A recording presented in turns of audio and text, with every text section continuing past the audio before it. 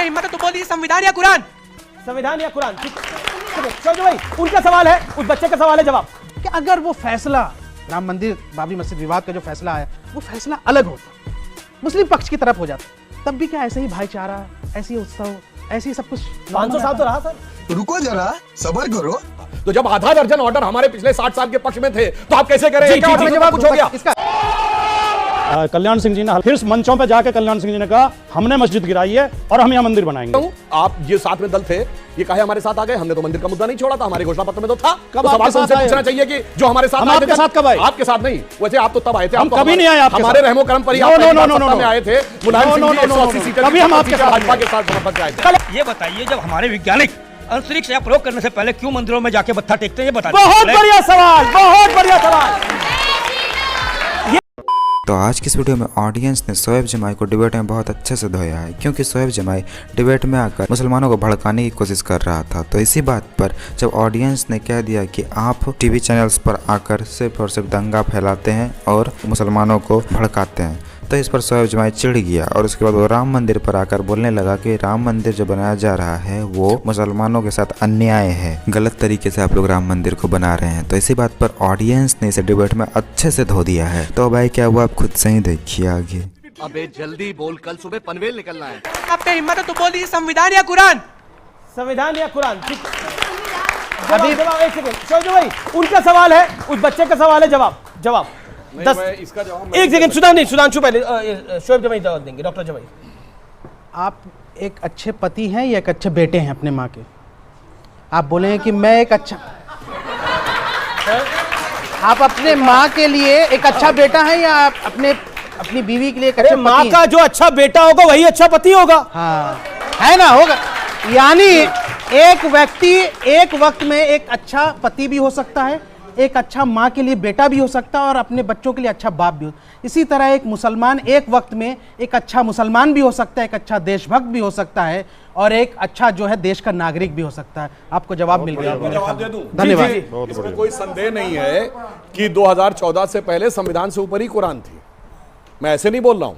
शरिया के प्रावधान संविधान में किसी सेकुलर देश में नहीं थे। ये बताइए, शाहबानो केस में अगर ये बात आई कि विषय शरिया के खिलाफ चला गया है तो सर्वोच्च न्यायालय का निर्णय कुचल के संसद ने सर्वोच्च न्यायालय के ऊपर कर दिया शरिया को। अन्यथा मैं पूछना चाहता हूं, सिर्फ मुस्लिम देशों में ये होता था, अन्यथा एक सेकुलर देश मुझे बता दें जहां ट्रिपल तलाक, हलाला, मेहरम, हज सब्सिडी, वक्फ बोर्ड और शरिया सुप्रीम कोर्ट से ऊपर होता हो। यानी ये तो 2014 से पहले ये देश सेकुलरिज्म के नाम पर आंशिक मुस्लिम राष्ट्र था। अब हम उसे वास्तविक सेकुलर राष्ट्र की तरफ ले जाते हैं। ये बताइए, जब हमारे वैज्ञानिक अंतरिक्ष या प्रयोग करने से पहले क्यों मंदिरों में जाके मत्था टेकते हैं? ये बताइए। बहुत बढ़िया सवाल, बहुत बढ़िया सवाल। ये अब देखिए। लेकिन एक सवाल जरा सुधांशु जी से और आपसे भी पूछना चाहूंगा कि अगर वो फैसला राम मंदिर बाबरी मस्जिद विवाद का जो फैसला है वो फैसला अलग होता, मुस्लिम पक्ष की तरफ हो जाता, तब भी क्या ऐसे ही भाईचारा, ऐसी उत्सव, ऐसी सब कुछ 500 साल तो रहा सर। क्योंकि जब मूर्तियां प्रकट हुई दिसंबर 49 में तो उनकी ताले के अंदर रख के पूजा अर्चना होगी, ये मैजिस्टीरियल ऑर्डर था, यानी कोर्ट का ऑर्डर। ठीक, 1 फरवरी 1986 को ताला खुला, यह सेशंस कोर्ट का ऑर्डर था।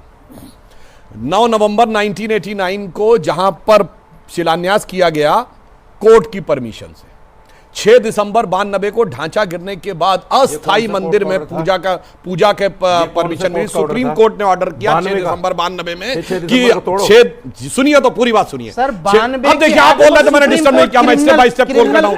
अरे भाई बात तो सुनिए, आपकी बात मैंने शांति से सुनी। 6 दिसंबर 92 को ढांचा गिरने के बाद अस्थाई मंदिर में श्री रामलला विराजमान, वहीं विराजमान रहेंगे, ये सुप्रीम कोर्ट का ऑर्डर था। अब आइए साहब, 2003 में वहां पे खुदाई होगी, यह सुप्रीम कोर्ट का ऑर्डर था।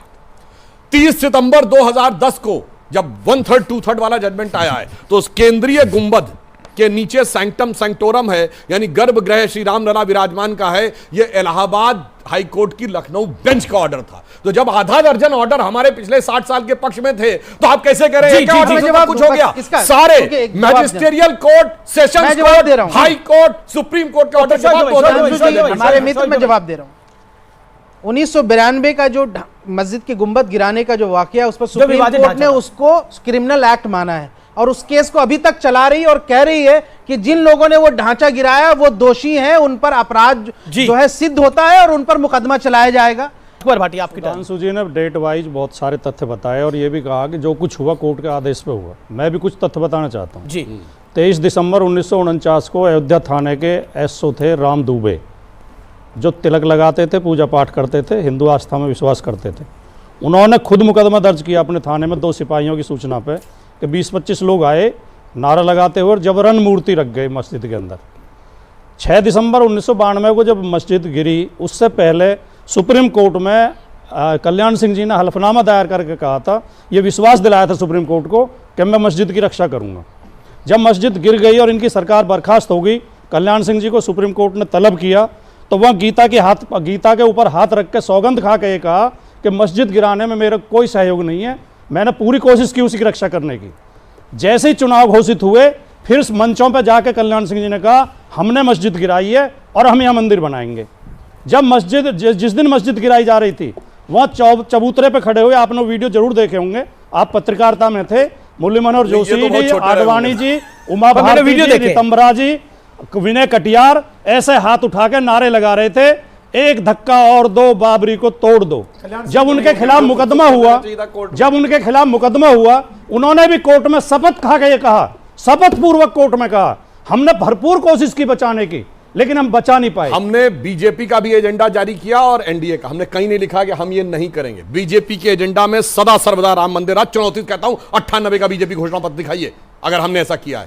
हाँ, एनडीए के में कॉमन यूनियन प्रोग्राम में नहीं था। तो मैं एक और बात कहूं, आप ये साथ में दल थे, ये काहे हमारे साथ आ गए? हमने तो मंदिर का मुद्दा नहीं छोड़ा था, हमारे घोषणा पत्र में तो था। तो सवाल तो उनसे पूछना चाहिए कि जो हमारे साथ हम आपके साथ कब आए? आपके साथ नहीं, वैसे आप तो तब आए थे। हम कभी नहीं आए आपके साथ। हमारे रहमो करम पर ही आप सत्ता में आए थे।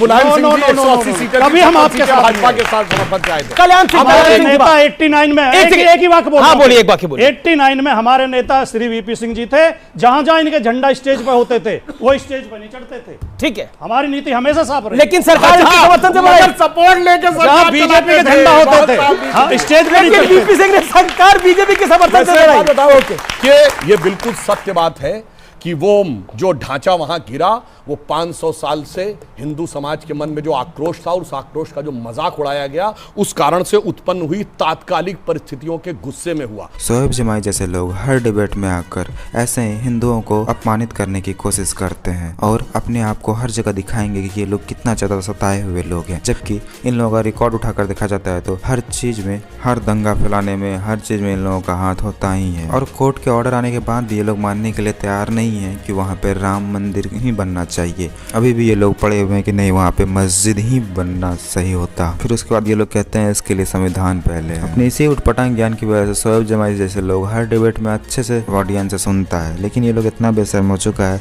कि अब किया भी से कोई कुछ भी बोल दे, फर्क ही नहीं पड़ता। खैर, आप अगर थोड़ा सा वीडियो अच्छा लगा तो वीडियो को लाइक कर दीजिए और ऐसे ही वीडियोज़ के लिए आप हमारे चैनल को सब्सक्राइब जरूर कर लीजिएगा। हम मिलते हैं बहुत जल्द किसी और वीडियो में।